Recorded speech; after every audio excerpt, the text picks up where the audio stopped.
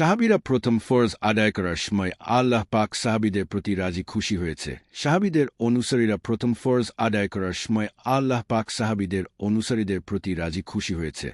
আল্লাহ পাক প্রথম ফরজ আদায় করার সময় মানুষদের প্রতি রাজি খুশি হয়ে থাকে। প্রথম ফরজ হচ্ছে আল্লাহর পরিচয়ের দাওয়াত। যে যত বেশি আল্লাহর পরিচয়ের দাওয়াত শিখে, আল্লাহর পরিচয়ের দাওয়াত বেশি বেশি দিলে আল্লাহ রাজি খুশি হয়। আল্লাহর পরিচয়ের দাওয়াত দেওয়ার মধ্যে আল্লাহ রাজি খুশি হয়। কোরআন শরীফে আল্লাহর পরিচয়ের দাওয়াত নাই। কোরআন শরীফে আল্লাহর পরিচয়ের দাওয়াত না থাকলে পৃথিবীর সমস্ত মানুষ কিভাবে আল্লাহকে চিনবে? আল্লাহর পরিচয়ের দাওয়াত হচ্ছে আল্লাহকে চিনার কাজ। আল্লাহকে চিনার কাজ কোরআন শরীফে নাই।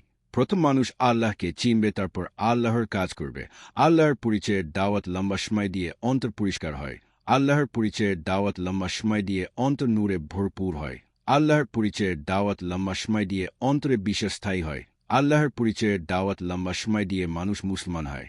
কোরআন শরীফে আল্লাহর পরিচয়ের দাওয়াত নাই।